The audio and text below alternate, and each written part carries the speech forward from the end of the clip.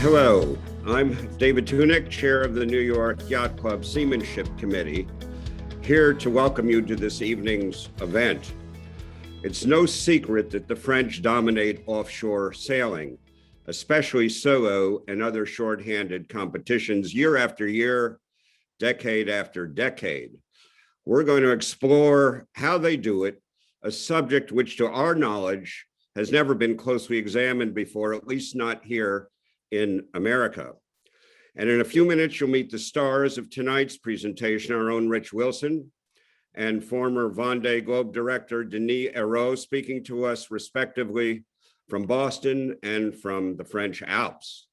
These are two of the best qualified people in the world to talk about how this phenomenon has occurred in a nation that had not been considered particularly maritime throughout its long history, despite its long coasts on the English Channel in the north, the Atlantic Ocean to its west, and the Mediterranean to its south. This is a collaboration with the Cruising Club of America, the Storm Trysail Club, and Larchmont Yacht Club.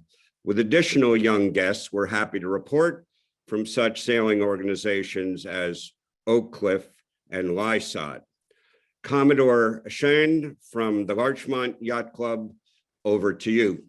Thank you. On behalf of Larchmont Yacht Club, I'd like to welcome everybody and the other clubs for joining in this special event tonight. This program is the third club night that the Yachting Committee at LYC has run this spring, focusing on great ocean races. We're glad the other three clubs were able to join and to add to the night to make this a special evening. Again, thank you for joining us all here tonight. And now I will turn it over to Bob Medlin, Commodore Cruising Club of America. Thank you. Thank you very much, Chris, and good evening from Toronto to everybody. Welcome. CCA is very pleased to be part of this cross-Burgee event with the other clubs. And merci, Denis and Rich, for bringing your expertise and experience to this evening. The French have certainly dominated offshore shorthanded sailing, and we look forward to learning your secrets. Thank you. And over to Ed Caesar, Commodore of the Storm Trysail. Thank you, Bob. Thank you, David. And thank you, Commodore Schoen and Larchmont, on behalf of the membership of the Storm Trysail Club, for concentrating on ocean racing in your series this winter. Bravo Zulu. Storm Trysail is delighted to be a part of this. I would add that we're also delighted to be a small part and a small help to Rich Wilson in his fantastic effort with the collegiate offshore sailing circuit to bring at least some of what the French have to this side of the pond. Rich is working night and day on that. We're beginning to get some traction. We're going to get more young people out on the water and get them out on the ocean. With that, I'll send it back to you, David. And thanks again from Storm Trysail. Actually, I'll pick it up now. Hi, I'm Dick York. I'm your MC for tonight. I'm fortunate enough to be a member of all four clubs. And also Rich DeMoulin is too. As Chris Shane said earlier, my yachting committee at Larchmont Yacht Club has run a series of club nights on great offshore races. Kind of in the middle of it, my executive on this, Angela Nesbitt, said, hey, what about the Vendée Globe? It was just finishing and there was good, really good press about it. And this immediately led me to figure out how to get a hold of Rich Wilson, the American who has the closest ties to the Vendée Globe, because guess what? He's raced in two of them. And that led me to Rich DeMoulin, because Rich Wilson and Rich DeMoulin spent 72 days together, beating the offshore record from Hong Kong to New York. Anyway, Rich Wilson has good relationships with his friend Denis Hérault, and who's a godfather in French single-handed sailing. And this kind of tied all the way back to New York Yacht Club, because Dave Tunick's seamanship committee there had run a series on the Vendée this winter, in fact, talking with three skippers during the race. Okay, the Vendée Globe, what is it? Single-handed, nonstop, no outside assistance, racers around the world. The course is, lead Le Sable d'Olonne, round Antarctica to starboard, finish at the start. It's probably the greatest solo athletic event in the world. It takes 80 days. And there was a spectacular finish, of course, in 2021. The first 8 boats had race times within 19 hours. And 3 of them, in fact, had redress because they had to go help a competitor whose boat broke in half. In fact, Jean Lecomte had to carry Kevin Escoffier for a week before the French Navy was able to pick him off the boat. So a very exciting race, exciting finish, but here's the big worry from the United States point of view. The French dominate. How do the French do it? Out of the top 8 who finished within 19 hours of each other, obviously 6 of them are French. So you're going to hear a great conversation tonight between Rich Wilson and Denis Leroux on why they do that. I do want to highlight just a couple of things, and I picked this up during one of our practices. You're going to hear a lot about the French shorthanded racing programs, Vendée Globe and Solitaire. Listen for some of the followings. They always insist that they pass on the learning from one to others, one skipper to another, from a race organizer to a skipper. So there's a great spirit of the contestants. Please listen for that. Listen for the relationship of skippers and race organizers, and of course, the spirit of the fans. For example, American Rich Wilson is the hero in France. He can't walk down the street without being accosted because he raced the Vendée Globe twice. Your speakers tonight, Rich Dumoulin is going to introduce Rich Wilson. You all know Rich Dumoulin, I think. 4 America's Cup campaigns, 6 transatlantics. He's raced in the Fastnet, Transpac, Sydney Hobart, almost every race in the world. 25 Bermudas, including, I forget, 5 or 6 podiums on his own double-handed in his double-handed boat, Laura Ann, in Express 37. And of course, he will tell you all about the time he spent with Rich Wilson on the 72-day trip.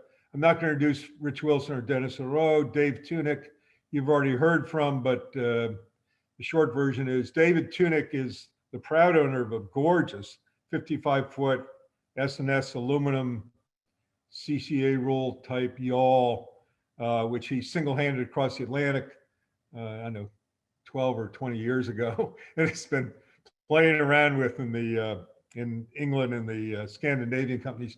He's also planning single-handing it back later this year. Quick note, for questions and answers, please use the Q&A button on your Zoom page. Do not use chat because it won't get picked up. We are in webinar mode, so put questions to the Q&A. David Tunick and Rich Dumoulin will be grabbing those questions and interviewing Rich Wilson and Denis Leroux with your questions later. So plenty of questions, please. Just use the Q&A button. At this point, I'd like to turn over to Richard Dumoulin. Thank you, Dick. But Dick, you did not introduce me correctly because I'm not Richard Dumoulin. Tonight, I am Richard Dumoulin. I am reclaiming my French heritage. I'm honored to introduce my friend of 41 years, Rich Wilson. In this photo, it's obvious that Rich and Denis are very happy to see each other. Rich had just completed a Vendée Globe. I first met Rich in 1980 when we were racing to Bermuda on our Carter 39 Blaze. Windy reaching race, great for us. As we passed Kitchen Shoals to report in the dark, we're in with the Class A and B boats, and I happily on the radio in the dark reported, this is the yacht Blaze passing Kitchen Shoals, we're Class D. And a moment later, I heard some static, and then a radio voice came on saying, this is HOLGER DANSKE, we're Class F, we're right next to Blaze.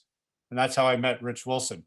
He became the youngest skipper to win the Bermuda race.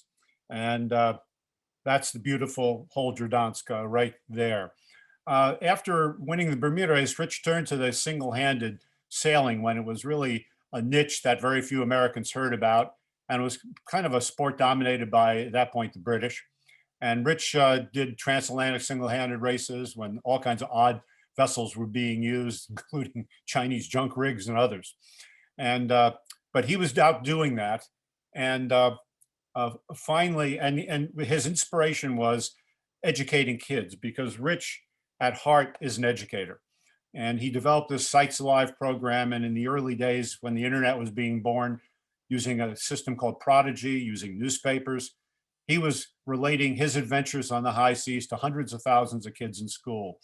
And also bringing to them scientists from the rainforest and bluegrass musicians from the Ozarks. It was quite a program. And that's really what inspires Rich. He then got into the clipper ship records, and I was fortunate to sail on the third record that he set when we sailed from Hong Kong to New York to beat the Sea Witch. And all these were being everyday reports going to hundreds of thousands of kids in the schools, including Larchmont. I got a huge kick out of going to Homix Junior High School to see hundreds of posters on the walls that kids had made of what we apparently they thought we looked like, and the trimaran looked like, and the whales and everything else. So it was really a great program. This is finishing in New York. We were a lot younger. But then Rich made the jump to the biggest time of all, the Vendée Globes. And he sailed 2 Vendée Globes. He finished 2 out of 2, which itself is quite unusual. Very exciting, and doesn't matter what place you're in, it's exciting. You'll hear more about that. As Ed talked about, Rich approached Storm Tricycle Club 3 years ago, and we helped Rich pull together the financing through our foundation for what became a fleet that's presently 12 Figaros, which are the boat that the French now use for their development. You'll hear about that from Rich and Denis. And you'll see these at Larchmont during the Intercollegiate Regatta. 2 years ago, when we held the regatta, Rich came in, and they had a French crew there, and we're at the dinner and under the pandemonium, and I said, Rich, do you want to meet the French crew? So I walked him over to a table with 4 young ladies and 2 young men. They were the French crew, and I said, I'd like you to meet Rich Wilson. And with that, it's like Elvis just entered the room. The 4 girls stood up screaming. They all jumped around Rich, hugged him, and all wanted their photos with him. And I don't know if anybody else at the American tables would have known who Rich was. But the French know who he is. Now, what's happened? For 400 years, the English-speaking countries, mainly England and America, have dominated the oceans, whether it's naval or sailing. But since the Spanish Armada, something's happened in recent years, and this is what we're going to hear about tonight. So with that, I will hand over to Rich. Good, thanks, Rich. Very kind of you with that. Let's see. I'm going to screen share here to start. Let me just first to make a preliminary introductions here to my friend Denny Oro. I met Denny back in 2005 when I went to France to look for a boat for the first Vendée Globe, and was in Le Havre at the start of the Transit Jacques Vabre, and Dominic Wave, the great Swiss skipper, had introduced me, or had set up a meeting with me and Denny. So I'd meet him there, and the meeting was set up for 20 minutes long. It went about 2 hours because Denny became very enthused about our school program that Rich Dumoulin was talking about. And Denny has always wanted to be able to have these great French races, the Vendée Globe, the Figaro, so forth, gain more exposure here in the U.S. And so with this, we're able to do some of that. And it took us a while, Denny, but welcome to the conversation tonight. We're really glad that you're here. So just before you begin, Rich, I would like to thank you all for welcoming me in this conference, and to tell you that you all are our friends, of course. And I would like to say bonjour, Rich Dumoulin, the half French guy. And of course, bonjour to my very good friend, Rich Wilson, who is, as you all know, half French, because Rich always said that he's got two nations. The first is the USA, of course, but his second nation is France. So I'm very, very happy to be part of this conference tonight. Good. And I would also just note that Denny is in the French Alps, and so he's starting in on this conference at midnight.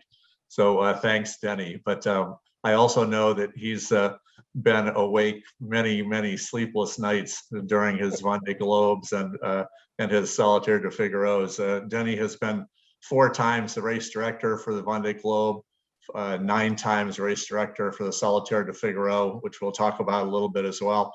And I can also say, coming from the US, that to be able to manage a fleet's worth of French single-handed sailors who are very independent-minded, needs a very strong personality. And so Denny has been able to manage this group. It's really been pretty impressive to see. So when we started to talk about this idea, I invited Denny. He jumped at the opportunity, and when we first had a couple of Zooms to start to develop a show, it was so fascinating. There were so many things. I thought that I knew most of the history, but I absolutely did not. And so we're going to go through. I'm going to be running the slideshow here, but Denny's going to be doing most of the talking, which is going to be great. So we're going to talk a little bit about the early years. Denny, would you want to make any preliminary comments, or should we just? Okay, these are the 3 of the main milestones to explain. For us, the whole story begins, of course, in 1960 and 1964. It is the real French beginning of the story. And 1968, 2 things. One is, of course, Golden Globe with Bernard Moitessier and Robin Knox-Johnson. You all know the story. But the other one, which is important, is that we lived a huge social and cultural event in 68.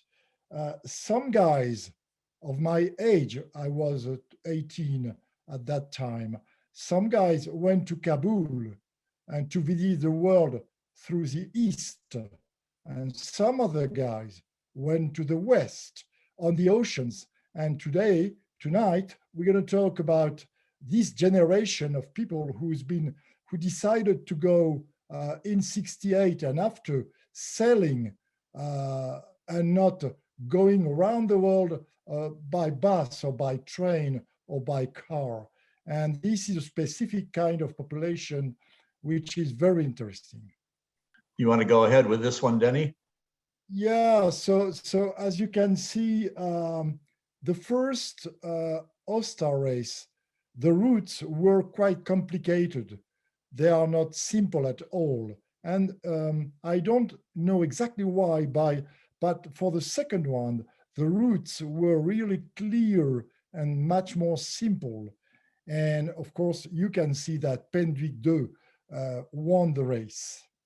So this is important because it shows that the 2 boats were really different.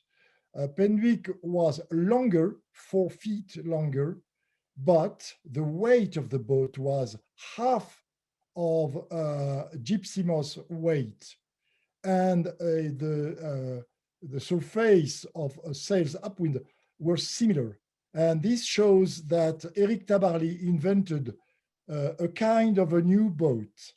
And it is very important. And if we go to the other one, Rich, we will discover how was Penduic and why this boat was revolutionary. As you can see, of course, the boat is made of plywood. So she was very light. She was very easy to sail with 2 masts and 4 sails upwind. So the sales area was pretty much divided. This was the first crossing of the Atlantic for Eric Tabarly, and he sailed fast, 27 days only. But if the boat was revolutionary, it is because it was so simple. Look at the inside. The inside, you can see that there is a swinging chart table and a swinging seat to have vertical chart table all the time. The seat comes from a motorbike, a Harley Davidson. So because Eric loved this kind of motorbike, so he thought that the most comfortable seat was taking it from a motorbike. And if you see the galley, everything is very simple, very simple, very clear, and very, very light. And why do I say that it's a revolutionary boat? It's because it changed the way of sailing.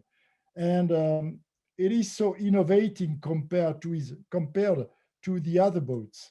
I am convinced that Eric invented a modern way of sailing in a competition, in a sailing competition.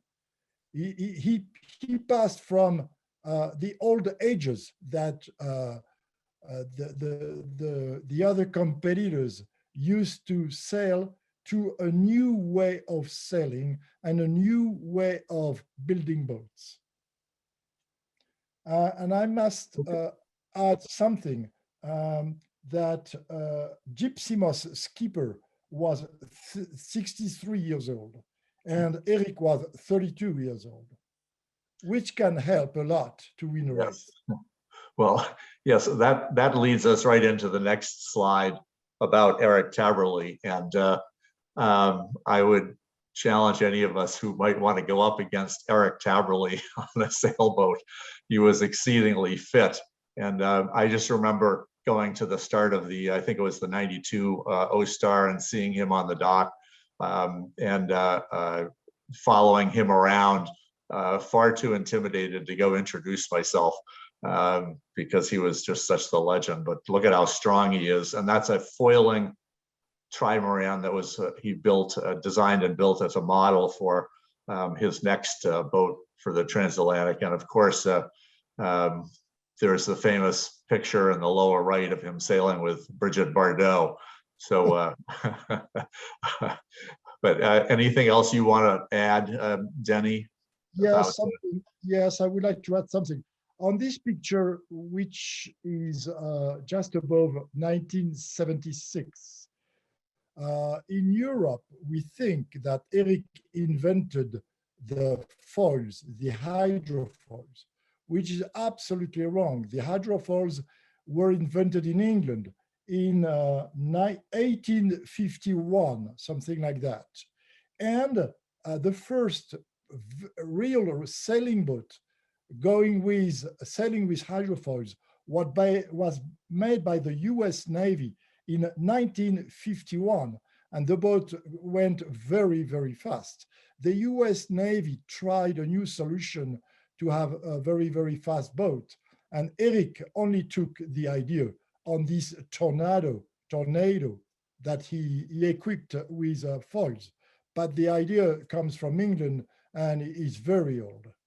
Good. And then, so let's move ahead then to this famous picture. And Denny, you can describe what was going on here.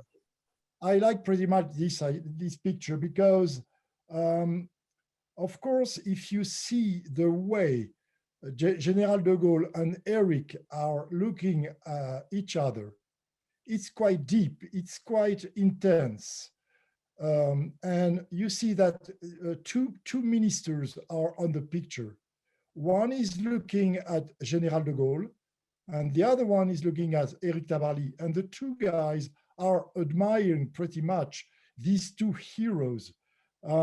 It's really interesting because, of course, General de Gaulle understood that this victory in '64 was very much more than a victory or very much more than a sportive victory. It was something like a geopolitical victory, because do not forget that we are some years after the Second World War, and that in 1964, we still live in the mood of the war. And this victory started from Great Britain and London in the USA. And we all remember, of course, the relationship between General de Gaulle and his friends, English friends and American friends. But we all know that when General de Gaulle could win something against the Brits or the American, he was the more happy man on earth, because he still had this complex relation with our friends. Of course, grateful for the help that they gave us to be free, but with always a feeling of independence with these two big nations. So this victory means a lot for General de Gaulle. And last but not least, General de Gaulle understood quite soon the impact of sports in their relation with the other countries. So he organized the whole system of sports in France, and we still are applying exactly what he invented in order to have good and big sports in France. So he was quite a visionary. Good, and it was very useful to have heroes thereafter, it being only 19 years after the end of the war. Oh yes, it was absolutely necessary to have this kind of a hero. And he understood the impact in the French people to have this first ever maritime hero. I'm talking about modern maritime hero, of course. And he was the first, General de Gaulle was the first to create this hero, because he understood the impact in the French public, and it worked. It worked perfectly well. All the skippers like Michel Desjoyaux, Jean Le Cam, and others, we will forget them. But nobody in France can forget about Éric Tabarly. He still is the most popular sailor in our country, still, of course. And then there was this episode as well, and later in the 60s, with the first solo nonstop round the world race, with Robin Knox Johnston winning the race and Bernard Moitessier abandoning the race, but sailing on and sailing another halfway around the world. And he became something of a romantic hero as well for his love of the sea. Yes, do not forget, when we think about Bernard Moitessier, that he grew up in Asia, and he always kept this Asian philosophy. That is to say, to be in the mood of nature, to be exactly integrated to nature, not to fight it. So Bernard always was pretty much close to nature. And I would like to say that he's very popular in France, because he was so independent, so free, and he was a visionary too. Just one thing, at the end of his life, he had no money at all, of course. He didn't want to have money, but the few money he had, he gave it to the Lord Mayors of small cities. And he said, please, I will give you some money if you plant fruit trees alongside the roads of your cities. And now we have plenty of fruit trees alongside our small streets or roads who've been paid by Bernard Moitessier. So this is still the spirit of Bernard Moitessier. And he inspired the whole generation of Philippe Poupon, of course, Jean Le Cam, and of Michel Desjoyaux, all this generation was pretty much impressed and inspired by Bernard Moitessier. And he's still a great hero for us. And Denny, you can perhaps go through a couple of these points as well that you described to me. Yes, I'm going to try to be short because I could stay for a while on this slide. But why did it happen in France? To me, because we can come at this time in the 60s, we had two nations, France and Great Britain. Only the channel is separating these two nations. At this time, we had, and we still have, the same type of population, 70 million, for example, the same type of economy, the same type of history. We are cousins, and a lot of the language of the British language, English language, comes from France, and it is true, we use a lot of English words, but we have a difference. We are an agriculture country, and the UK is a maritime country. So that is why in '64, we had two, each nation had its hero. We had Eric Tabarly, and they had the winner of the first All-Star race. But why did we make it different? For one reason, for many, many reasons, but two or three are really important. First was that advertising was restricted in France. You cannot in France advertise on the walls. It is forbidden. You can advertise in London, in Sydney, in New York City, with no many problems. If you pay, you can advertise. My father didn't like advertising at all, but when Eric Tabarly began to have some advertising on his boat, my father was really suddenly was very happy with this. He said, this is not advertising, this is maritime. This is my hero. So this is something else. And as long as advertising was pretty much restricted, the French organizer of races asked the big brands, the big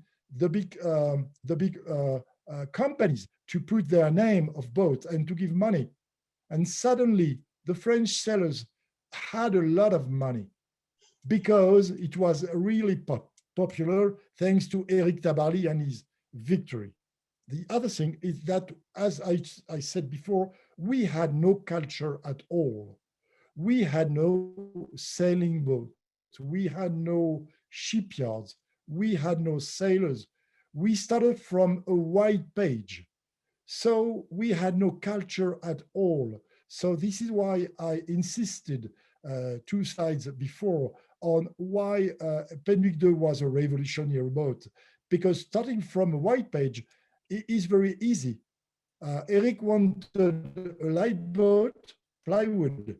Eric wanted to see outside. He went and picked up a bubble on a plane and installed the bubble to see outside. Everything was very easy and very simple. Another thing is that the media were really quickly involved in our races. For example, Le Point magazine, Paris Match magazine, Europe 1 radio station, VSD magazine, Le Figaro newspapers. And you all know that French people love the magazines. So as long as the press and the media followed the races, it was easy to find money. So very quickly, the French sailors had money, and the British sailors did not have money to build new boats and to make new races. Another thing is that our country is a small country. The size of it is almost like the size of Texas. So if you live in Strasbourg, close to the German border, You know Jean Le Cam, who is living on the other side of the country. And you know Michel Desjoyaux, and you listen to the same radio station, and you look to, you have the same TV station. So you know exactly when you live in one part of the country, you know what's going on in the other one. It's very easy. It's very simple. And it's very pretty much more complicated in a big country as your country.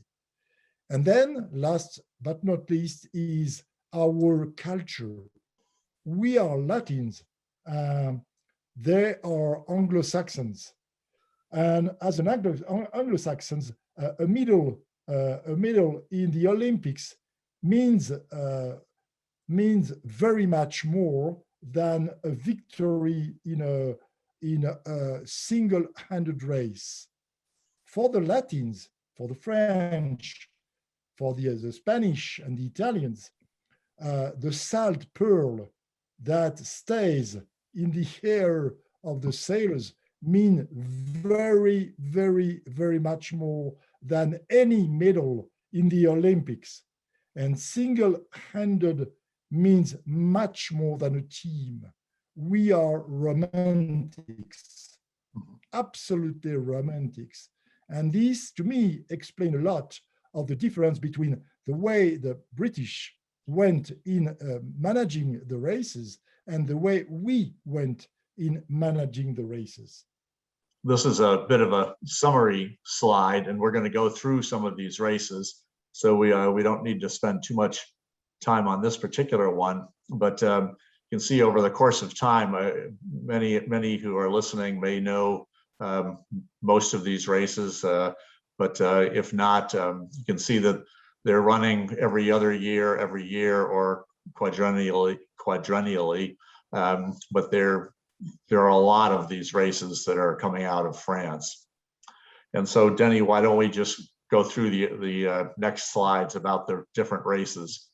Yeah, absolutely. In yeah. particular, starting with the Solitaire de Figaro, and Denny has been race director of this race. For those who don't know, 4 stages, 500 miles per stage, different course every year, runs every year. And I put that course description on the left-hand picture, as I like that because it shows that essentially in 2015, leg 3 was the same route as the Fastnet race, pretty much. Yeah. So Denny, can you tell us a little bit about this? Yes, this is the most extraordinary race in the world to me. It's absolutely fantastic. Why? Because it is the high school of sailing. You are, of course, single-handed. Everybody has exactly the same boat. All the boats are measured exactly the same boat. And each leg is between 2 and 3 days and between 2 and 3 nights. Could be 4 nights from time to time. It is too short to sleep, but it is too long not to rest. So the key point is to know how to handle your mood and to stay in a good shape even if you do not sleep. And it is a pretty difficult challenge. It started only 6 years after Eric Tabarly's victory. So it started pretty much soon. And we go from France to UK or Spain, and then to Spain or UK, always on the same scheme. But it is the most difficult race to win. And if we go on the other slide, you will discover who won this race. You know them, of course. Michel Desjoyaux. Well, the guys that you see won 3 times the race, 3 times. Sometimes they needed 10 years or 12 years to succeed in winning. But all these guys won 3 times. So of course, you all know Michel Desjoyaux, Armel Lecléache, Jean Le Cam, Jérémy Biou, Yann Eliès, and many, many, many others. You cannot be a good sailor, single-handed sailor, if you did not enter 10 times this incredible race. I love this race. This is the race for me, the race.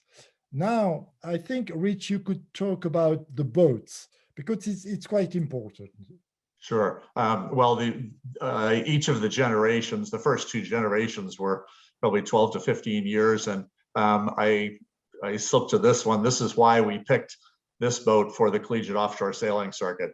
And we have, as I think Ed had mentioned earlier, we have 12 of these boats now with a 13th funded.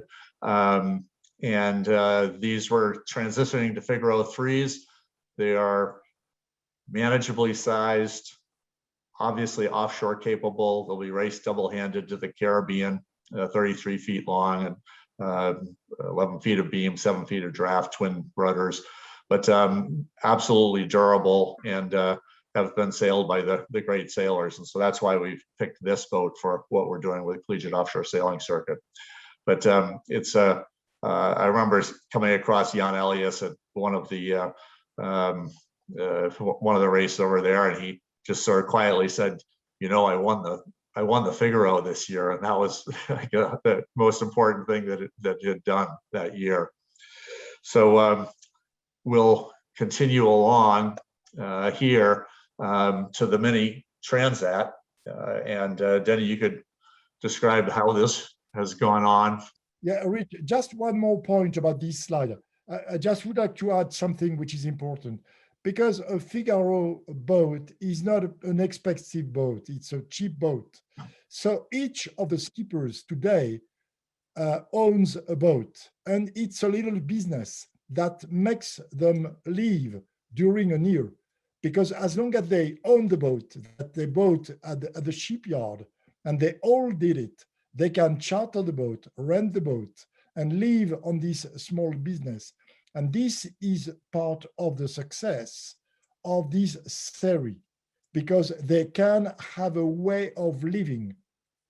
And this is one of the key points of Le Figaro.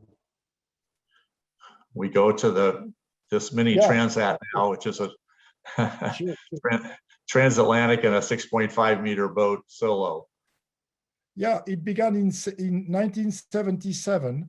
It began, of course, in England, and the second edition of the race was organized by the French. And we began with these small plywood wooden boats.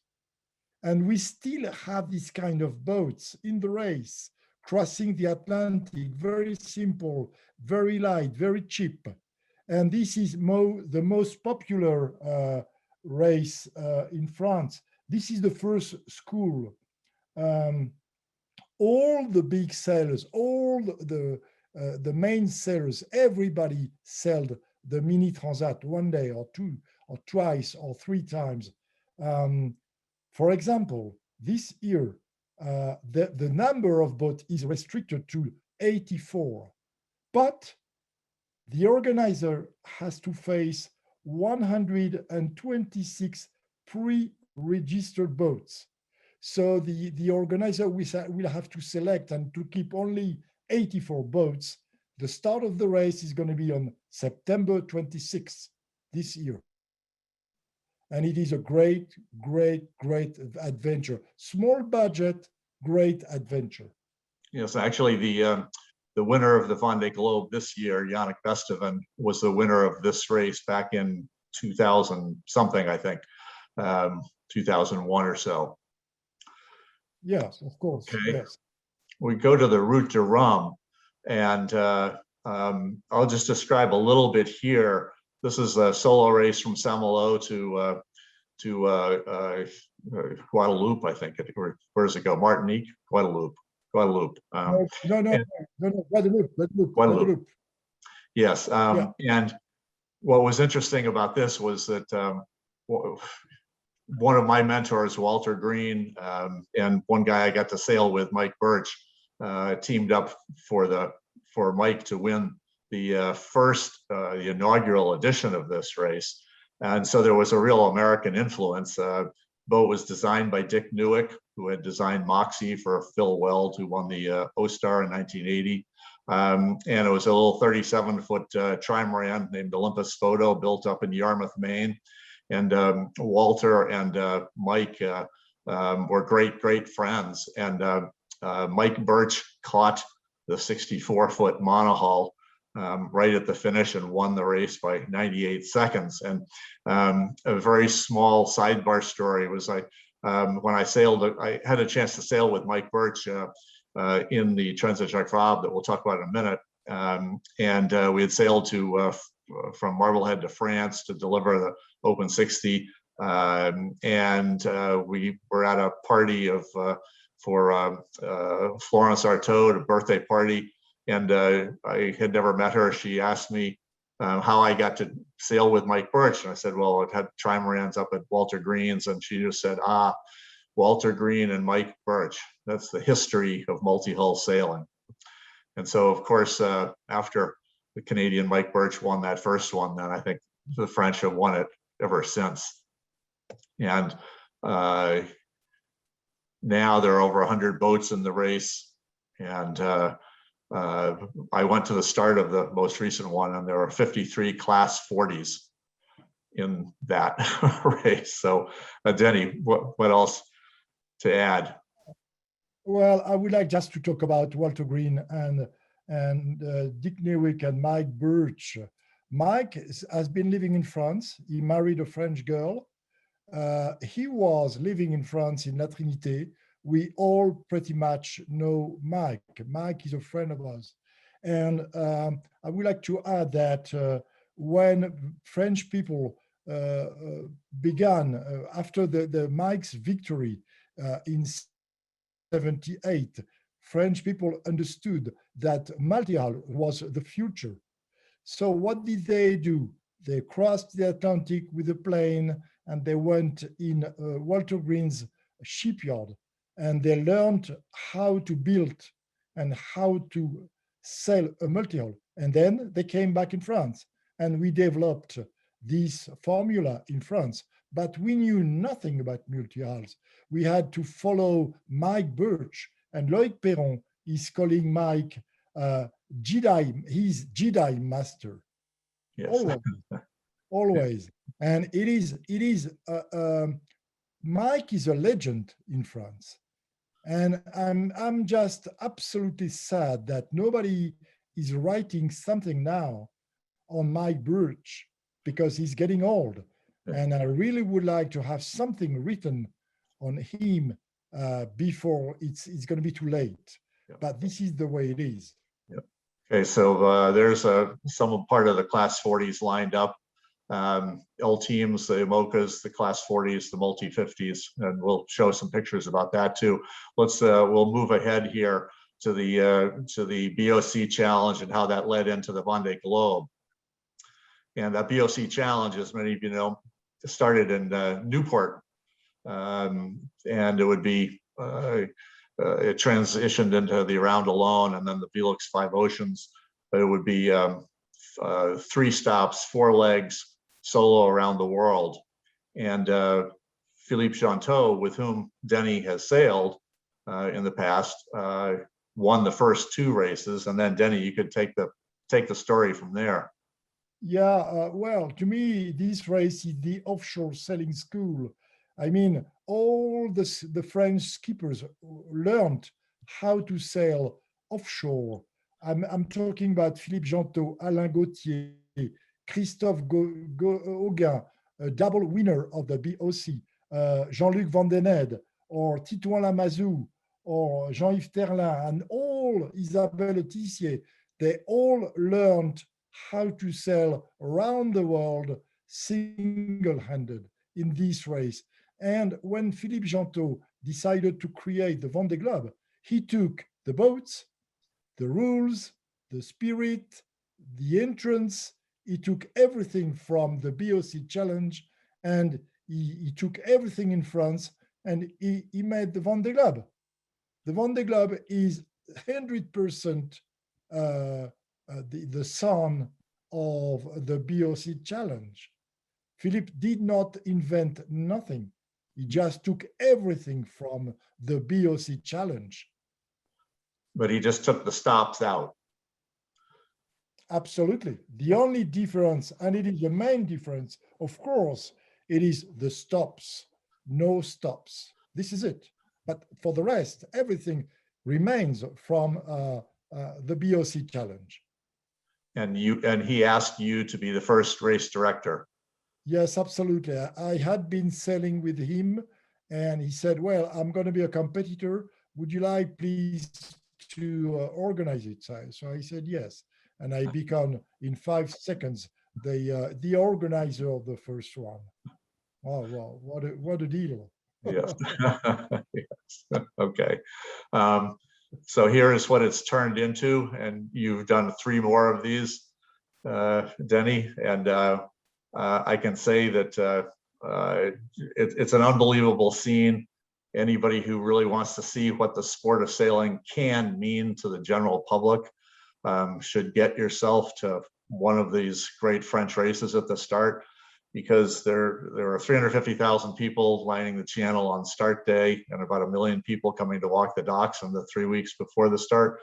And everyone is on your side, and they're on the side of every one of the skippers, and the warmth is just an incredible thing.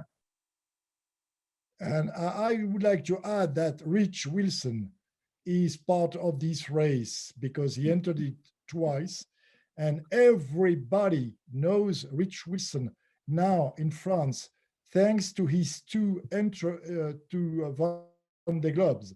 He's one of our great sailors in France. Everybody knows Rich Wilson now. Well, thank you, Denny. It's like a big family. That's for sure. Yes, it is. Yes. Absolutely. So we'll keep going here. There's a double-handed race that goes from Le Havre to Salvador or somewhere in South America. And Denny, perhaps with this one, you could describe how cities get behind a particular race. Yes, all the big cities alongside the coast have a race. We talked about Saint-Malo already. Brest has a race.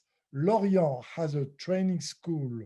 Le Havre has a race. La Rochelle has a race. All the cities have a race. So it is one of the key points that races are organized by cities. And all the big cities have a race. And that's a major key point. Another one is that this race is a double-handed race. So, for example, on the picture you see two guys. One is Charles Dalin. He came second of this Vendée Globe, and the other one is Yann Eliès. And what I can say that during the Jacques Vabre, only top sailors are sailing. And even if you have not a boat, because you do not have a budget, you can sail if ever you are a top sailor, because you will be invited in one of the boats.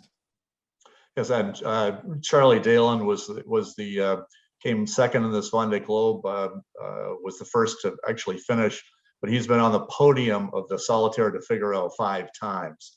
So again, it goes back to Denny's comment about the high school sailing being in those Figaros. And I think, Denny, you'd also mentioned that when you were talking about the cities, that it's because, you know, for a race organizer to organize something and find dock space and pay for dock space, they're not going to be able to do it unless the city steps up to make the dock space free for the fleet. Yes, and many services, like the harbor services, the dockage, but many other services are free. Because if you are an organizer and if you had to pay for this, you would not be able to pay. So it's free. So that's why it's possible to organize this kind of race or races in these cities. One of the things that Denny had impressed upon me, and I've certainly seen as well, is this idea of the heroes and heroines. And Denny, perhaps you could just take us quickly through these Well, of course, famous Florence, people. you have heard about Florence. She won the Route du Rhum. She was a character. She had a sense of freedom. She would make no compromise. When Florence decided something, she did it.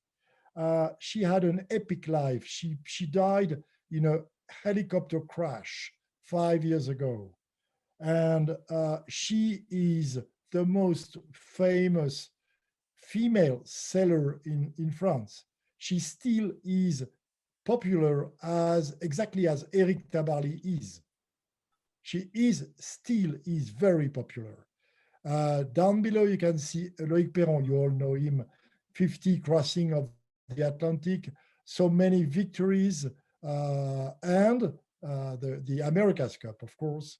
And there is another photo that I like, is the photo where you can see Francis Joyon and François Gabard. These photos is at the end of the Route du Rhum. And Francis won with a very short time, maybe 1 hour or something like that. I don't remember exactly, but look at the way they look each other. It is full of respect, 100% of respect, and of sportsman spirit. And this guy, at the end of this photo, they will share 100% of the experience that they had. And this is a major point. Nobody's keeping experience. Everybody is sharing the good things and the bad things. And this is the way the sport is increasing and is getting better. Yes, I think it was only 7 minutes between the two of them, and Francis Joyon had caught up to François Gabard to win the two boats that they sailed, those 100-foot trimarans. The old teams are down below. And I would just add one other comment about the picture of Loïc Perron. He's the guy who regards Mike Birch as the Jedi Master. And Loïc, because of his respect for Mike, was going to take Mike's old boat from that very first Route du Rhum and sail the race using only sextant and single sideband radio and so forth, no modern technology. And it was about 6 weeks before the start of that race, Arnaud Lecléache, who was supposed to sail the 135-foot Banque Populaire, cut his hand and couldn't sail the race. So they hired Loïc to come and sail the boat instead. So he had about 6 weeks to prepare to go from the 35-foot trimaran to the 135-foot trimaran, and he won the race. So they're pretty versatile, that's for sure. And I would also say, I saw Francis Joyon, first time I ever, Francis Joyon, first time I ever met him was in 92, I think, still looking for a boat for our subsequent voyages. He arrived in Newport, having sailed transatlantic in a 60-foot trimaran, and he was repairing his mainsail. He's the strongest guy that I've ever seen. And he was pushing a needle through multiple plies of a Dacron sail, and he was doing it without a thimble. So he was a tough guy for sure. And so we're gonna have to pick up the pace here a little bit, Jenny. We got too many stories, but you could talk a little bit about these boats. So this was a great story, the Orma, but it ended up because it was too expensive. That's unfortunately, but the skippers still speak about this series, saying that it was the most exciting series they ever sailed. And we have no 60 feet Orma boats, but this is the way it is. Okay, and then the class 40s came along. Yeah, class 40 are really interesting because these boats are reasonable boats. They are fast, they are safe, the budgets are controlled, they are fun, and they provide adventure. That is why it is a very, very popular series now in France and in Europe. And you can buy a boat for a cheap price, and you can sail in high level competition with these boats. They are great boats, absolutely great boats. Okay, along with those came the multi-50s. And there are, I don't know, 7 or 8 or 10 of these, I think, that sailed Route de Rome and Transat Jacques Vabre. The boat Yeah.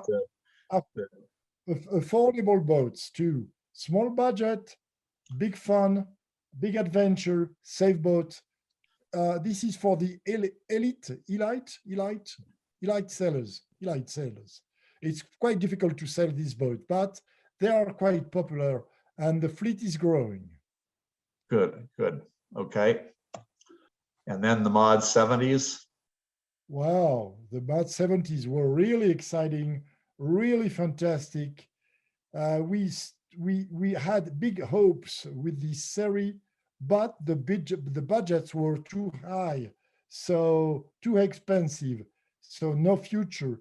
And the last one was in 2012 from New York City to Brest, and then from New York City to Brest, it ended up because they had no money. And you can see this capsize on the right down side of the photo, this dramatic capsize. And this was one of the last photo taken with these boats, this incredible capsize. Yes, This was the end.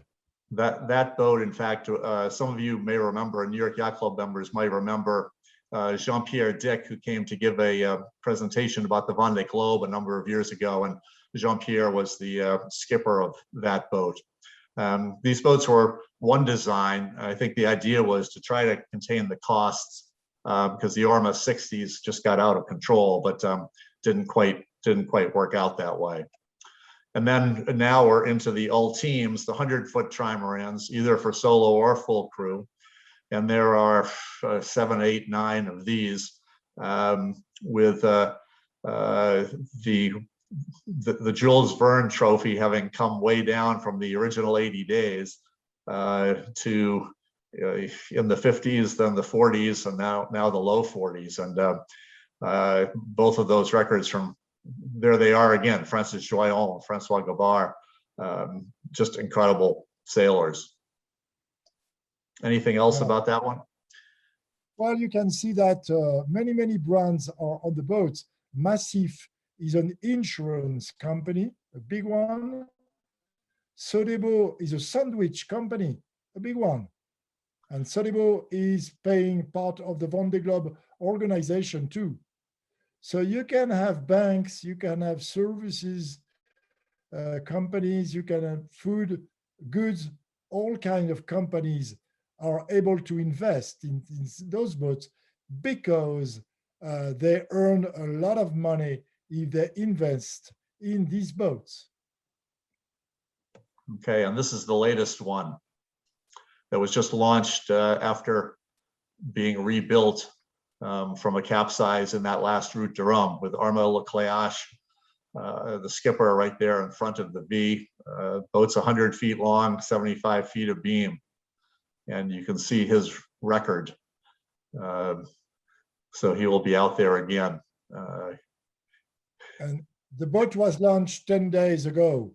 So she will sail in a few days, the first miles. We're gonna see, but I presume she was gonna be very fast, very, very fast.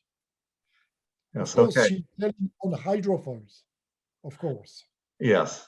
So then we're getting to the close here.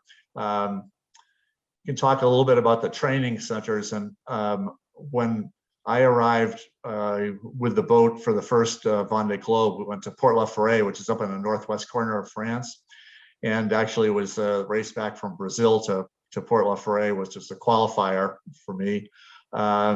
It's a tiny little town with a big marina, and off of Port La Forêt were these rocky islands called Lake Lanon, and it turns out that they have a monstrous training center there. 14,000 sailors a year are trained in Lake Lanon, and it's with all volunteer instructors. So it's quite remarkable. But Denny, perhaps that's just a couple of the things that really stunned me when I was looking into it a little bit. Well, this is part of the success of this type of sailing in France, because we have a lot of training center. I'm talking about professional training center. And the rule when you enter one of these centers is that you have to share your experience. That's rule number one. If you do not share, if you're not part of the community, you cannot stay. So that's why you can learn a lot. And I think that it is one of the key points of the success of the sailing industry in France. So we, of course, have Les Glénans as a historical school created by Michel Desjoyeau's father. Just after the war, the Second World War, we have Port La Forêt, you mentioned it, Rich. Lorient, half of the city is dedicated to this sailing industry. La Rochelle has a training center, and then we have a lot of others. And just have a look on the people who register in the French Federation. 235,000 people registered. So we have a strong federation. And I was talking about General de Gaulle at the beginning, and it is General de Gaulle who invited the way the sports is organized. And this federation belonged to the French government. So there is a strong relationship between the state, the government, and our federation. Also, just make a comment there. That photograph of La Rochelle shows how many different ports have simply been built out of building a couple of big breakwaters. And there are 4,500 boats, 4,500 slips in there. And so it makes it a lot easier to get to your boat. You don't have to necessarily be a member of like we have here, yacht clubs that have launch services to get to your boats. I live here in Marblehead, and that's the only way to get out to the boat. So the marinas are probably supportive of that. And also the notion that some of the brands, something like Banque Populaire, Credit Agricole, those are big banks anyway, but Fleury Michon was a pretty small meat company, as I recall, and they became a big meat company by sponsoring Philippe Poupon through 12 different boats. And Banque Populaire is on with 11, and they may also sponsor boats. They may be sponsoring a Figaro boat, a Class 40, and the old team. So that it will go across multiple sizes. And when Denny was talking about the common knowledge, I just have to tell a story that some people may have heard. When I arrived in Port La Forêt that first time, qualifying for the first Vendée Globe, I saw Michel Desjoyeaux. I had met him maybe once somewhere on a dock, and I saw him on the dock there, and I asked him in my best high school French if I could send him some questions about how to sail these boats. And he was very appreciative of the fact I was attempting to speak in French. And he said, yes, it would be okay to send some questions, and it's okay to send them in English, which I'm sure was because my French wasn't so good. But when I got back to the US, I wrote out 10 detailed, technical, paragraph-long questions in my best high school French with a dictionary, and sent them over because of my respect for Michel and for the French and for this great race and so forth. That it was only fitting to do that. And within 24 hours, I got a response back from him in English, answering all of my detailed questions with details of his own. This generated, of course, questions back from me. I sent those over in French again. 24 hours later, got answers back in English again. And it was really quite a remarkable exchange. I mean, it was 4,000 word email exchange on technical matters about how to sail an open 60. And after the race that he won, I came in 9th out of that. We're at a book signing afterwards, and you can, I mean, I love that picture because it shows there's just friendship. I mean, I'm obviously not a competitor of his, but I'm hard pressed to imagine how you're going to see in some of the professional sports a first place winner sitting there with, you know, big happy smile, having a chat with the 9th place winner or 9th place finisher, and it's great. And then at the start of the second Vendée Globe, their picture, and I saw him in the crowd, and you know, we just had a big hug, and he just said 2 words into my ear before the start. It was just, "Come back," and that's pretty good. That's what we want to hear. So that's our presentation. I just say merci, Denis, and I put this last slide. You've seen behind Denis his recently published book. It's in French for those who can speak French. Mon Vendée Globe, and then if somebody wants to hear a story in English, mine's on the left. We went over a little bit there, but we still got almost everybody hanging in there. So why don't we go back to, I'll stop screen sharing. And Dick, did you want to say something? I just want to make a general announcement to the audience. I hope this question and answer goes on forever because I'm fascinated.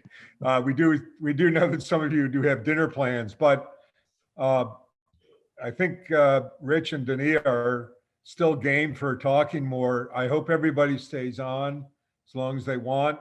David and Rich Dillon will be fielding some questions to them. If you've got to go, thank you for coming. But if you can stay on, please stay on. Thank you. Yeah, we still have something over 200 people on, judging by the number of devices, which had been up to 180 or so, and now about 150. So cutting to the chase, Josh Reisberg says, does the US stand a chance? What can we do differently to give American youth a chance to compete? well, I mean, I would say, I mean, it's obviously a bit of self-promo here with the Collegiate Offshore Sailing Instructor, but we're trying to make it easier for young people to go offshore with we know that the racing part of it's a lure. So to have a one design fleet across colleges or community sailing centers offers a chance to go and race one design. And that's just, it takes you right away from all of the handicap debates that you might have after the fact. The boats are manageably sized, 33 feet. So even if you get into trouble, you're not going to get into too much trouble. The boats are pretty bulletproof. I remember asking Michelle. Michelle had helped us find a couple of the boats in France. Actually bought a boat for us and turned around and resold it to us when the guy was going to still charge us VAT. And he knew that he didn't have to do that. And so he said, you know, the boat's bulletproof. He said, yes. He said, I sailed my Figaro upwind across the Bay of Biscay, 55 knots, true wind speed, no problem. And when I tell that story, it's like, well, no problem for Michel Desjoyaux, problem for the rest of us mortals. Denis, a question that came in, are the sailing centers in France underwritten by the government, the federal government, or are they underwritten by the cities they're in? They are the first are organized by the cities, and then as it worked, the French Federation said, hey, we're going to do it together. So Port La Forêt, first of all, was organized by Michel Desjoyaux, Jean Le Cam, Roland Jourdain, and some others 25 years ago, and it grew and grew and grew up. So the French Federation wanted to put the stamp on it, and now it belongs to the city and the federation. And La Rochelle, for example, is in the same situation, and La Grande Motte in the south of France too. So when a center works, the French Federation will help and will give some technicians, some trainers, some means to develop the activity. Right. Walter Kress asks an interesting question, and then Rich, why don't you go ahead and ask a couple of questions when this one is done? And Walter says, how did the French and other shorthanded sailors surmount the circadian rhythm challenge so successfully? Catnaps have been discussed, but there must be more to it than that. Denis or Rich Wilson, can you answer that question? Well, I could take a first stab at it. Go ahead, please. Yes, I had studied with Claudio Stampi before I kind of got into all of this, and I know that in Paris that there's a sleep institution where they offer perhaps a 10-day or 2-week kind of a program where they will, rather than just going into a sleep lab and getting all the wires hooked up to your head and trying to think that you're going to actually sleep through that, which you're not, of course. And they can teach you, Claudio could teach some techniques for trying to group some shorter naps together. I think the French have obviously gotten this down to a better standard than I ever was able to do. Denny, you might be able to pick up on that from your knowledge. Well, many doctors are working on the subject, but what they say is that you can control your rest better if you work on the subject. But anyway, it's going to be because you will sail and practice and practice and practice that you will succeed in controlling more and more the way you sleep and the way you rest. But many doctors are working on the subject. Right. Rich Mullen, did you have a question to ask? David, can I just add one ahead. little thing to that? Well, I remember when we were preparing the boat for the first race in Port-la-Fray, and there were a bunch of the Figaros were there as well. And on a Friday afternoon, you'd see the Figaro sailor come down to his boat and with a cooler and a duffel bag of clothes, get on the boat, and he'd head out solo and go training for 2 days and come back Sunday night and go back to work Monday morning. And so they were really practicing. They were going out all the time. And like Denny was saying, that's how you're going to learn the rhythms that you need. It's very interesting that I'll just point out that one of the clubs hosting tonight, Larchmont Yacht Club, we do have members who race a Mod 70 named Argo. That's Jason Carroll's boat with Chad Corning aboard. So there are a few Mod 70s still alive and well, and one happens to be sailed out of Larchmont Yacht Club. The Olympics in 2024 are in France, and there seems to be a lot of politicking going on with the International Olympic Committee. The hope that the World Sailing organization has is that mixed double offshore sailing will be in the Olympics in a boat like a Figaro, one male, one female on board, in a 2 or 3 day race, which would be an around the clock event, which does not exist in the Olympics right now. Denis, do you have any idea whether this with this new event in the Olympics is likely to actually happen? And can France, as the host of the 2024 Olympics, do anything to make it happen? Well, France has been proposing this 7 or 8 years ago. So world sailing was absolutely okay to have it in the 10 series and to have it into the 10 medals. Now the Olympic organization is refusing now so far to have this new competition organized in 2024. And the last news, I talked with the president of the French Federation today about something else. And he told me that he thinks that we gave all the reasons to organize it, and that the Olympics organization is still so far refusing to do it. So we think that we will not have such a new medal in 2024. That is too bad, because it certainly excited a lot of people.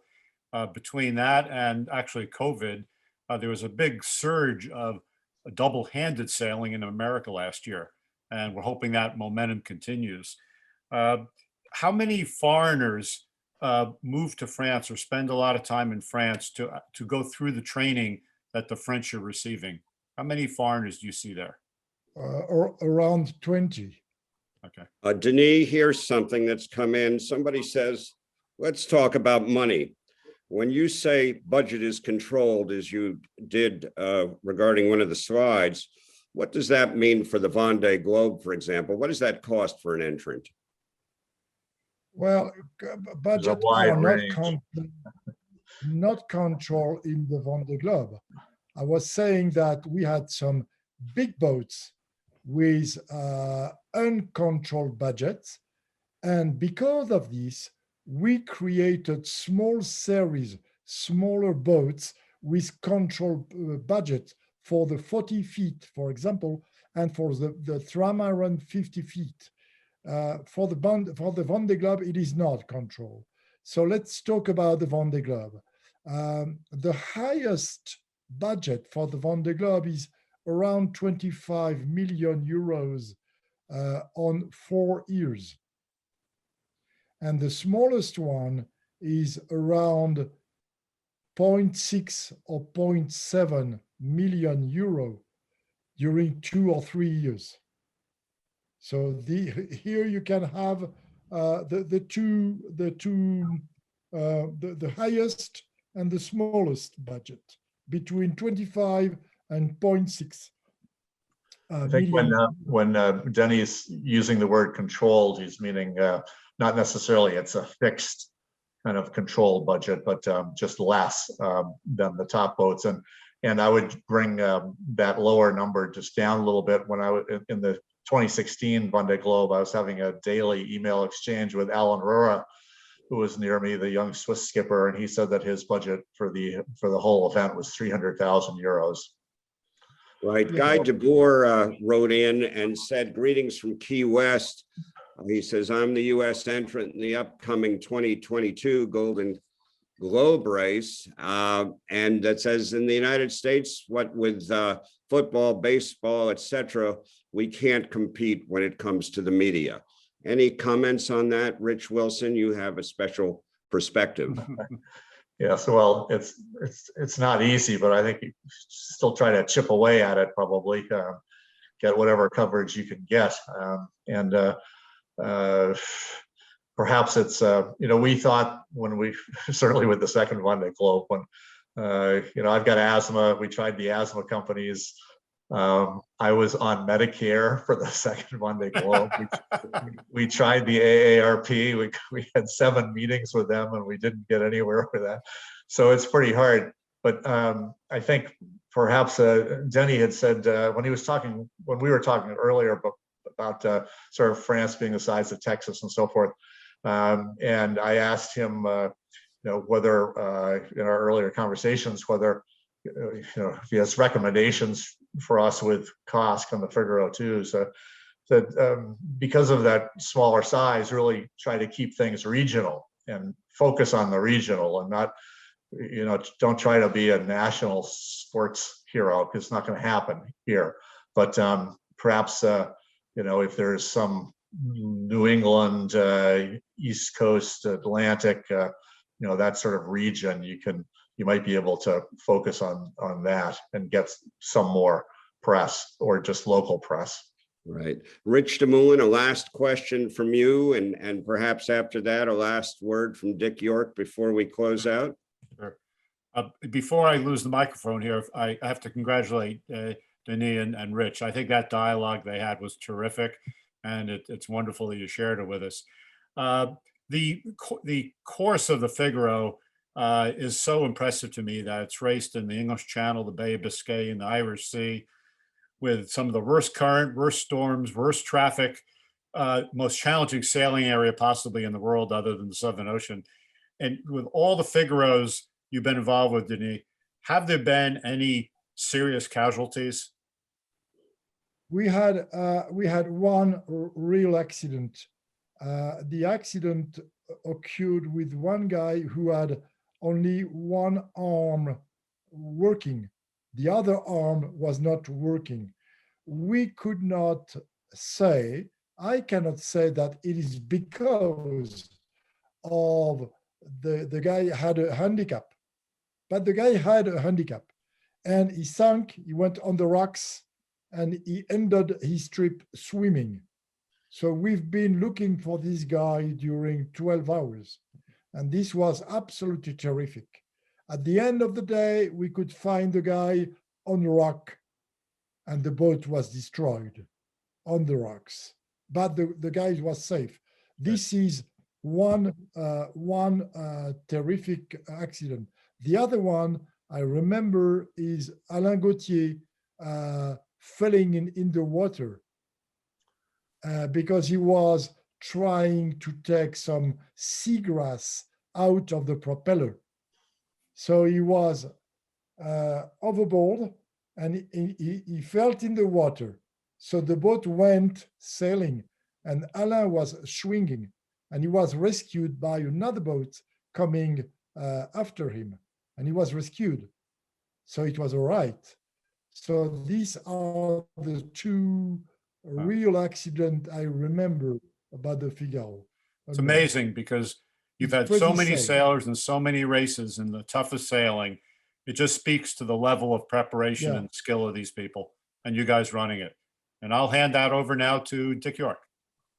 Gee, I can't thank Denis and Rich enough. This was just spectacular. I've been also reading, in addition to the Q&A, a number of the comments, and everybody's loved your presentation. We thank you so much. I also want to thank David Tunick and Rich DeMoulin for running the Q&A. Angel Nesbitt's in the back room too, along with our rock star for technical stuff is Tim Hill from New York Yacht Club. Thank you very much, Tim.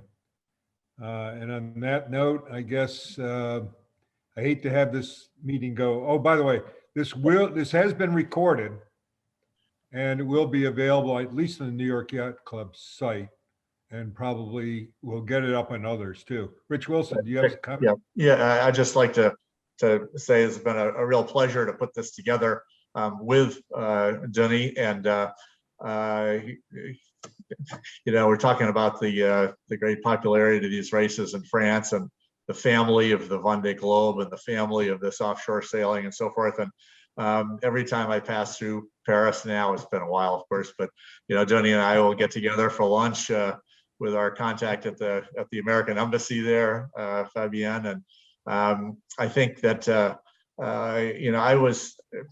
it really struck me how warmly we were welcomed. We, with our American team, were welcomed by all of the French there, and it's just been a great pleasure. And the innovation to see, like Yannick Besteven, who won this year's Vendée Globe, was the one who invented those hydro generators that everybody has now,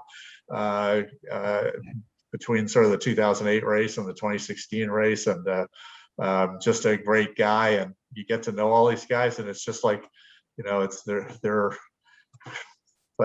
like I often say, well, I live in Boston, so I'm a New England Patriots fan. I can go down to Foxborough, and I would never have been able to meet Tom Brady, but you can walk down the pontoon of the Vendée Globe and you can see you can talk to Michel Desjoyaux or Jean Lecam. And Denny was a great door opener for me, introducing me to people around. We got to be friends there early on. And he's gone on to producing renewable technology conferences now, just created that out of thin air. So he's one of my great friends in France, and what a pleasure this has been, Denny. Thanks so much. Thank you, Rich. Thank you, Denis, and especially, sorry. Thank you, Denis, and especially thank you to Dick York for being in the driver's seat on this and for organizing it. Dick, anything else? Otherwise, we'll sign off. Jim, I'm afraid we're going to have to cut this off. Again, thank you very much for all the attendees. And thank you for our all-star group here tonight. Great. Bye all. Thanks, Denny. Bye. Thank you. Bye-bye. Thank you. Bye all. Bye. This is the New Nice York to meet Yacht you, Club, Denny. New York Yacht Club, CCA, Storm Tricycle Club, and Larchmont Yacht Club signing off. Good night.